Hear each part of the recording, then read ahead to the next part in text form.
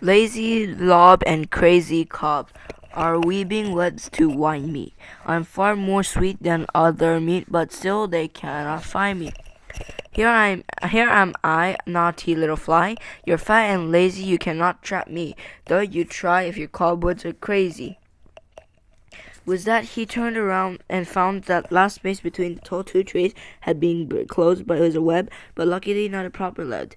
Only great standings of double-thick spider rope ran hastily backwards and swords from trunk to trunk. Out came his little sword. He slashed the threads. Pieces went off the strings. The spider saw the sword, though I don't suppose they knew what it was. And at once the whole lot of them came hurrying after the hobbit along the ground and the branches. Hairy legs waving, nippers and snippers and snapping, snippers, eyes popping, full of frost's rage. They followed him into the forest until Bilbo had gone as far as he dared. Then, quieter than a mouse, he stole back. He had a precious little time, he knew, before the spiders were disgusted and came back to the trees where the dwarves were hung. In the meanwhile, he had to rescue them. The worst part of the job was getting up on the long branch where the bundles were dangling.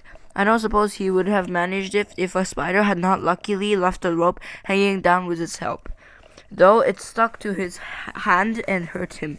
He scrambled up only to meet an old, slow, wicked, flat-bodied spider who had remained behind to guard the prisoners, and he had just been busy pinching them to see what was the juiciest to eat. It had thought of starting a feast while the others were away, but Mr. Baggins was in a hurry, and before the spider knew what was happening, it felt his sting, and rolled off the branch dead. Bilbo's next job was to lose a dwarf. What will he do? If he cut the string which hung him up, the wretched dwarf would tumble and thump to the ground a good way below, wiggling along the branch, which made all poor dwarves dance or dangle like ripe fruit. He reached the first bundle, Philly or Killy. He thought by the tip of the bufid sticking out of the top, mostly Philly. He thought by the tip of the long nose poking out of the winding threads. He managed by leaning over and cut the most of the strong, sticky threads that struggled most of Philly emerged. I'm afraid Bilbo actually laughed at the sight of him jerking his stiff arms and legs as he danced on the striper rings under his armpits, just like one of those funny toys bobbling on wire. Somehow or other Philly got onto the branch, and then he did the best work to help the hobbit. Although he was feeling very sick and ill from cider poison, and from hanging most of the night, and next day wound around and round with only his nose to breathe through. It took him ages to get the beastly stuff out of his eyes and eyebrow, and as for his beard, he had to cut most of it off. Well, between them, they started to haul up first one dwarf and then another and slash them free. None of them were better off than Philly, and some of them were worse. Some had hardly been able to breathe at all. Long noses are sometimes useful, you see, and some had been more poisoned. In this way they rescued Killy, Biffer, Buffer, Dory, and Nori, and poor old Bomber was so exhausted he felt the fattest and had been constantly pinched and poked that he just rolled off the branch and fell plop onto the ground, fortunately on the leaves, and lay there. But there were still 5 dwarves hanging at the end of the branch where the spiders began to come back, more full of rage than ever.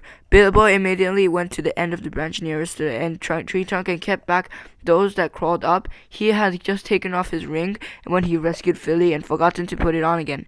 So now they all began to splutter and hiss. Now we see you little nasty little creature. We will eat you and you leave your bones and skin hanging on a tree. Ah, he got a sting, hasn't he? Well, we'll get him all the same, and then we'll hang him head downwards for a day or two. While this was going on, the dwarves were working at the rest of the cactus, then cutting at the threads with their knives. Soon all would be free, though it was not clear what would happen after that. The spiders had caught them pretty easily in the night before, but they had been unawares and in the dark. This time, there looked like being a horrible battle. Suddenly, Bilbo noticed that some of the spider had gathered around old Bomber on the floor, and had tied him up and were dragging him away. He gave a shout and slashed at the spiders in front of him. They quickly gave way of those on the ground. His little sword was something new of something new in the way of stinging for them. Howard darted to and fro. It shone with delight as he stabbed at them.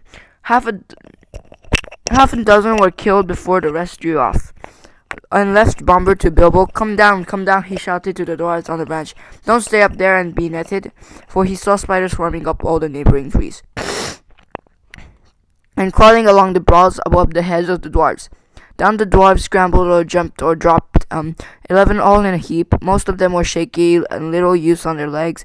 There were at last 12 of them, counting poor old Bomber, who was being propped up on either side by his cousin Biffer and his brother Buffer, and Bilbo was dancing around waving his sting, and hundreds of angry spiders were gurgling at them all round about and above. It looked pretty hopeless. Then the battle began. Some of the dwarves had knives, and some of them had sticks. And all they could do could get a stone, and Bilbo had his elvish dagger. Again and again, the spiders were beaten off, and many of them were killed. But it could not go on for long. Bilbo was nearly tired out. Only 4 of the dwarves were able to stand firmly, and soon they would all be overpowered like weirdly flies. Already the spiders were beginning to weave their webs all around them again from tree to tree. In the end, Bilbo could think of no plan except to let the dwarves into the secret of his link. He was rather sorry about it, but he could not help it. I'm going to disappear, he said. I shall draw the spiders off, if I can. You must keep together and make in the opposite direction to the left there. There is more or less than way towards the place where we thus off the air fires. It was difficult to get them to understand what was their dizzy heads and the shouts, and the whacking of sticks and throwing of the stones. But at last Bilbo felt he could delay no longer. The spiders were drawing their circle even closer. He suddenly slipped on his ring, and to the great astonishment of the dwarves, he vanished. Soon they called the sound of lazy love and Attercop from among the trees far away on the right. That upset the spiders greatly. They stopped advancing, and some went off in the direction of the boys. Attercop made them so angry that they lost their wits. Then Balinford grasped Bilbo's plan better than the rest, led an attack. The dwarves huddled together in a knot, and sending a shower of stones, they drove at the spiders on the left and bust through the ring away behind them. Now the shouting and singing suddenly stopped. Hoping desperately that Bilbo had been caught, the dwarves went on. Not far enough, though. They were sick and weary, and they could not go much better than a hobble and a wobble. Though many of the spiders were close behind, every now and then they had to take turns in fighting the creatures. They were overtaking them, and already some spiders were in the trees above them and throwing down their long clinging threads. Threads were looking pretty bad again, when suddenly Bilbo repeated and charged into the astonished spiders, unexpectedly from the side. Go on, he shouted. I'll do the stinging. And he did. He darted backwards and forwards, slashing at spider threads, hacking at their legs, and stabbing at their fat bodies if they came too near. The spiders swelled with rage and sputtered and frothed, and hissed out horrible curses, but they had become mortally afraid of Sting, and dared not to come very near. Now that it had come back, so cursed as they would, they moved slowly but steadily away. It was a most terrible business and seemed to take hours, but at last, just when Bilbo felt that he could not lift his hand from a single stroke more, the spiders suddenly gave it up and followed them no more, but went back disappointed to their dark colony. The dwarves then noticed that they had come to the edge of a ring, where elf fires had been. Whether it was none of those they had seen the night before, or they could not tell, but it seemed that some good magic lingered in such spots when the spider did not like. At any rate, here the light was greener and the balls less thick and threatening, and when they had the chance to rest and draw breath, there they lay for some time, puffing and painting. But very soon they began to ask questions. They had to have the whole banishing business carefully explained, and then and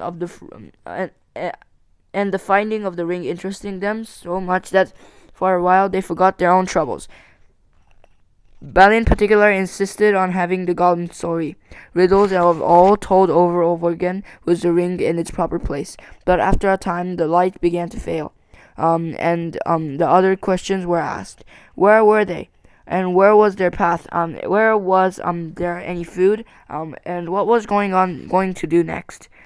And then the questions they asked over and over again, and it was from little Bilbo that they seemed to expect to get the answers, for which you can see that they had changed their opinion of Mr. Baggins very much, and had begun to have a greater respect for him, as Gandalf had said they would. Indeed, they really expected him to think of such a wonderful plan of helping them, and were not merely grumbling.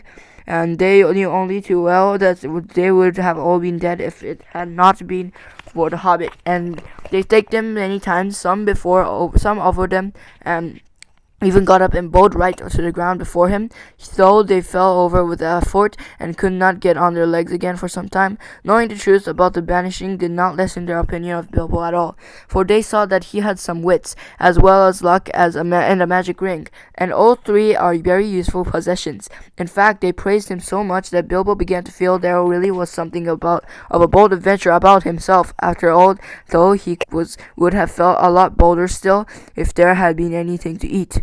But there was nothing at all, and none of them were fit to go and look for anything, or to search for the lost path. No other idea would come into Bilbo's tired head. He just sat staring in front of him at the endless trees, and after a while they all fell silent again, all except Balin. Long after the others had stopped talking and shut their eyes, and he kept on muttering and chuckling to himself, Gollum, well, I'm blessed. So that's how he sneaked past me, isn't it? Now I know. Just crept quietly along, did you, Mr. Baggins? Buttons all over the doorstep.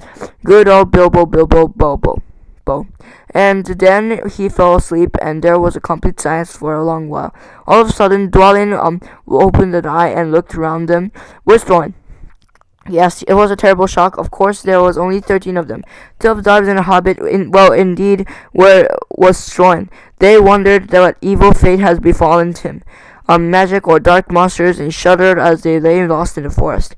There they dropped off one by one in uncomfortable sleep, full of horrible dreams as evening wore to back night. And there we must leave them for the present, too sick and weary to set guards on to take the turns at watching. Thorin had been caught much faster than they had. You remember Bilbo falling like a log into sleep as he stepped into a circle of light. The next time it had been Thorin who stepped forward, and as the lights went out, he felt like a stone enchanted. All the noise of the doors lost in the night. Their cries as spiders caught them and pound them, and all the sounds of the battle next year had passed over him unheard. Then the wood elves had come to him and bound him and carried him away. The feasting of people were wood elves, and of course these are not wicked folks. If they have a fault in its distance of strangers, though their magic was strong, even if those days they were worthy. They differed from the high elves of the west and were more dangerous and less wise, for most of them, together with their scattered